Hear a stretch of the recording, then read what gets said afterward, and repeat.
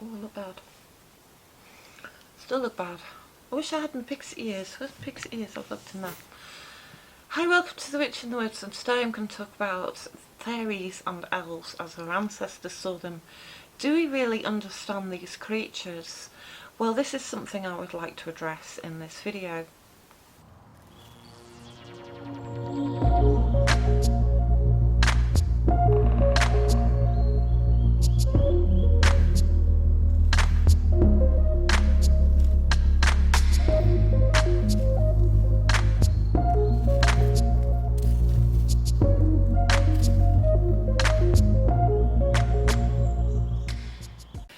If we want to understand paganism and work with it as a new old religion, we need to understand the mindset of our ancestors, those people whose religion was formed from the earliest times.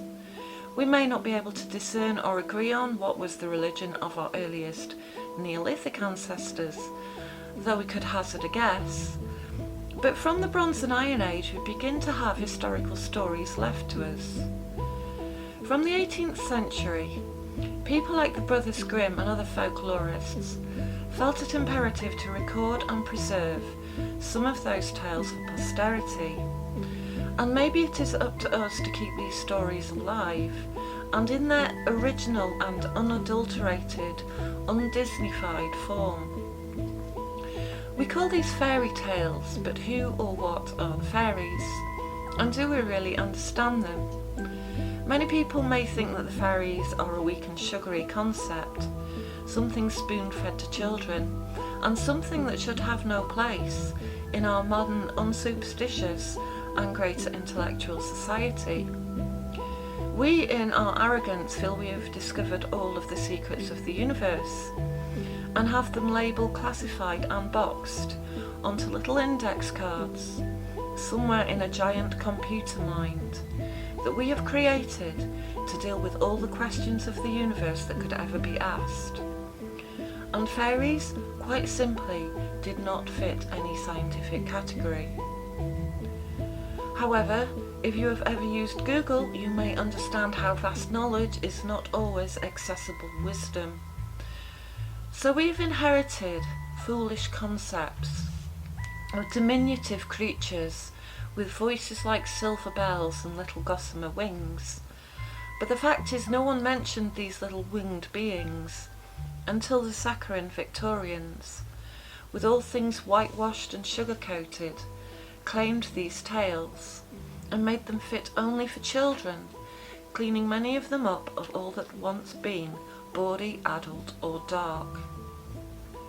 Fairies with wings are perhaps derived from the Christian concept of angels. These winged beings have their origins arguably in Babylonian myth, from which later Judaism and Christianity followed. In the biblical sense, fairies were said to be the angels that fell out of heaven and into the land. As fallen angels, they had a lot in common with the El of Babylonian myth, or the Elohim of later Judean Christian mythology. Both the El and the Elohim and the Scandinavian elf have names that mean shining beings or shining ones. The Anglo-Saxons called them wights, and they were tied to the lands or to certain places that had magical or supernatural power. But if they were seen as angelic, this perhaps was a later addition onto an earlier European religion.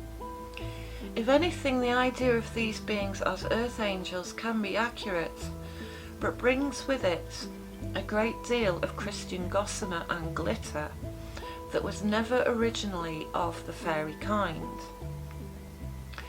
If anything, the fairy kind were seen as feasting and revelling in the Hollow Hills, a place in Celtic mythology inhabited by the dead, the underworld, or the land of hell as it is called in Norse mythology, a name which the Christian missionaries turned into a place of the devil and of sin.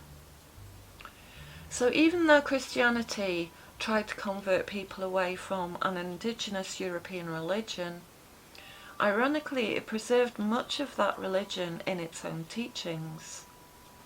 In fact, in many ways, our religion of Christianity here in Northern Europe may be an entirely reactive confrontation against a previous pagan faith. And now perhaps we find it difficult to separate the two. Our word for deity, for example, God, is an entirely heathen word. Our word for hell is also a heathen word. It seems we cannot separate all things pagan from all things Christian. Now, Christianity has many beautiful lessons of love and forgiveness and peace. Sadly, at its worst, it can be dogmatic and intolerant. Many of us were raised by Christians in a Christian country, so we too may bring that to paganism, sometimes with an equally knee-jerk reaction. But to see fairies as winged cherubims is the indoctrination of another religion that was never truly part of a pre-Christian faith. It wasn't until the witch craze of the 16th century, though, that witches were said to be consorting with the devil and his devious little imps, that witches had been taught secrets of healing and magic from the fairies themselves, and had consorted with these fairies in forms of creatures, animals, or demons. In the 17th century, the Reverend Robert Kirk was collecting lore regarding fairies, fairy contacts, and fairy allies, as well as disappearances into fairyland and meetings with fairy beings. And even in the 21st century, Graham Hancock writes that much of the mythology surrounding fairy contact, or even fairy abduction, can be described in modern times as alien contacts, being very similar stories. In truth, a lot of the activity that was associated with the fairy could also be said to be similar to ghostly or poltergeist activity. Poltergeists being the noisy ghosts that bang and rattle and scare you in the night. But whereas we see these ghosts as being the unhappy earthbound spirits of mortal souls, the Fae exist somewhere between heaven and hell, being neither necessarily angelic nor demonic, but a bit of both. One thing that we can say is that central to many spiritual paths is a belief in otherworldly spirits. Shamans would call them helpful spirits or harmful spirits. In Arabia they may be called the jinn, who came as dust storms and spinning devils. In Scandinavian mythology they are the elves. In Iceland the Huldufolk. In Slavic mythology they are the Leshe or the Polovoi, and on and on. In fact, one thing we can be sure of is that most, if not all, cultures have a name for them. In Irish these beings are called the Aoshith, also known as Aothith, a name which is pronounced, so I am told, very similar to the Scottish name Sith. The elf is Germanic, meaning white being, from the Proto-Germanic albus, and in Anglo-Saxon we often find elf or alpha as a prefix to a personal name, such as Elfwin, which means elf friend, or Elfric, which means elf powerful, Elfred, which means elf advice, or Elfgifu, which means elf gift, a character who is known to us in later history as Lady Godiva. So elves were not necessarily considered malign beings, but as divine benefactors. They are bright beings of beauty, bewitching and glamoured with all things magical, and attributed to either help or harm humans. It is an early English term, but seemed to disappear by later medieval times, being replaced by the word fairy in English. In Scandinavia, they are later termed huldra, meaning hidden being. In Scotland the term elf remains, and there are names of elven hills and elven glens. the most famous of these being found in the tale of Thomas the Rhymer, where the fairy queen of Elfland rode out of the Eldon hills, while Thomas sat under the Eldon tree, both names which may have a connection to the word elf. The place was always considered holy, and it is believed to be a place of ceremonial gathering since the Bronze Age. The earliest form of the word is Eldun, and has legends attached to it of being one of the hollow hills, where mortals were said to be able to enter into the fairy realms. In the Peak District near Castleton there is another hill named Eldon Hill, and the earliest form in 1285 is recorded as Elvedon, meaning Elf Hill. There is also Alden Valley in Lancashire and Elvedon in Sussex. In Norse mythology, Lord Freyr is said to be the ruler of Alfheim, which may not actually be a distant, inaccessible place, but one of the hills where the elves were said to dwell. Referring back to Eldon Hill and the Peak District, deep caves were discovered there in the 1950s, and on top of this hill is a large Bronze Age tombless containing several burials and items of jewellery.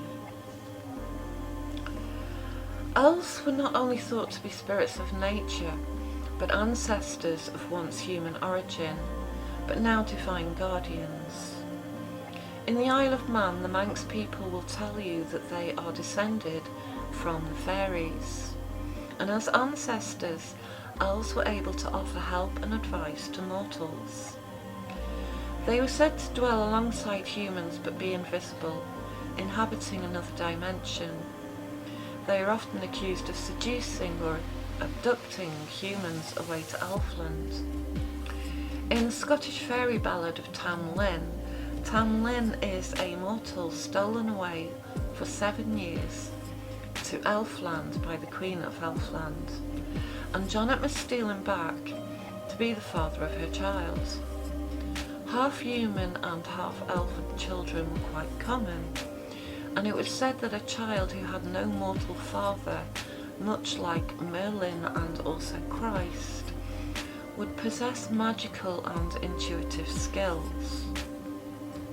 However, changelings were weakly children who had been swapped by the elves.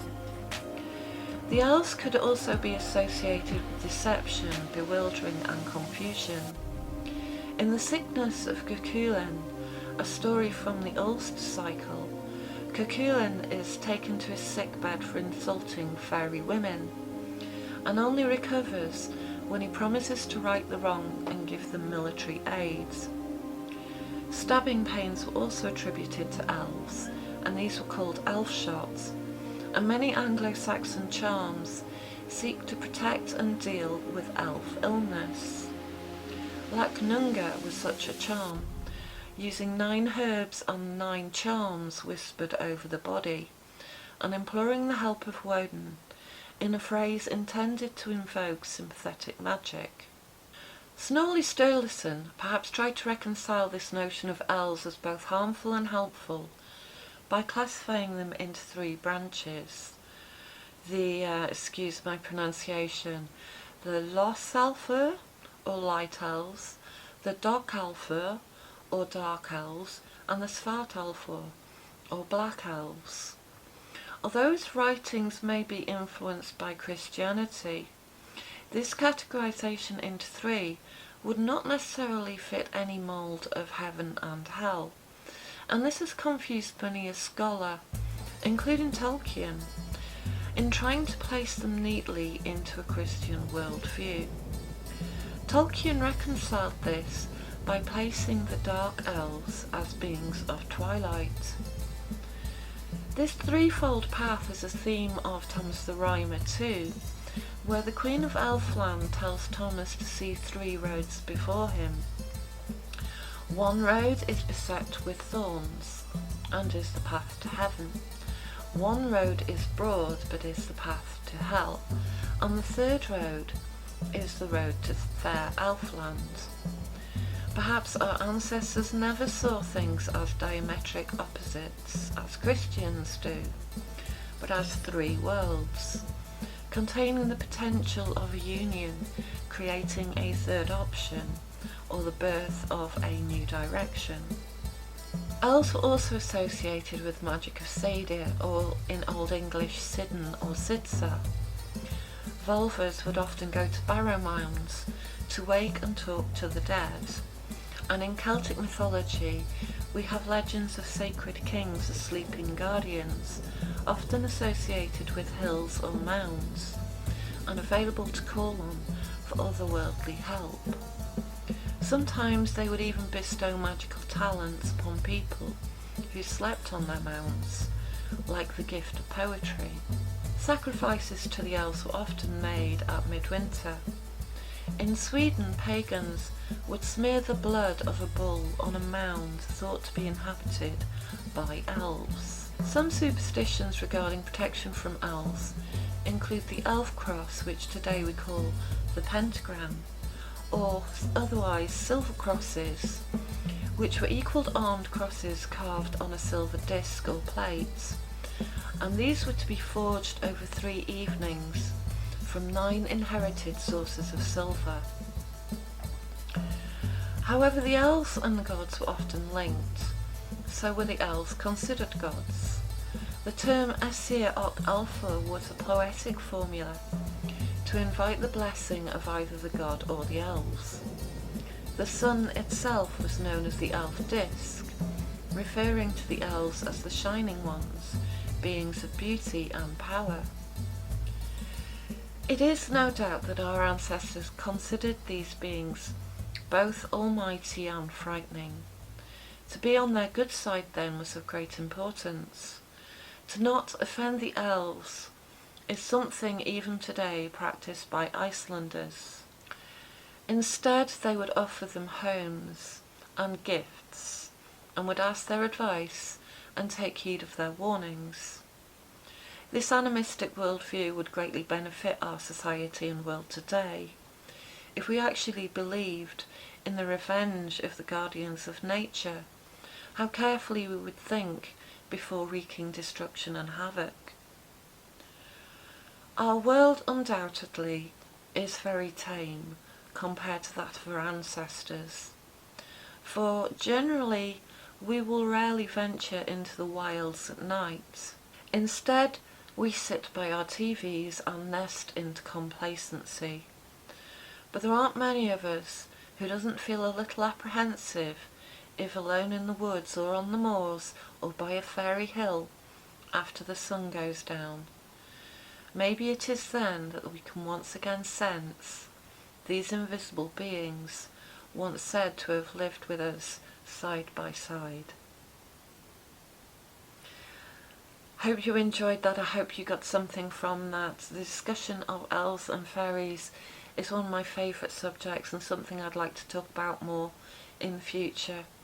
So if you have any comments on elves or fairies, if you think you may have met an elf or a fairy, as I suspect once I have met an elf, which was at a barrow mound in Kilmartin at sunset, and not something I saw visually with my eyes, but something that I sensed with my inner senses. So I wholeheartedly believe in the existence of these invisible beings dwelling side by side. So if you have any stories like that, please let me know. Tell me in the comments, I'd love to hear them. So once again, thanks for listening, and I hope to speak to you all again soon. Cheers, bye.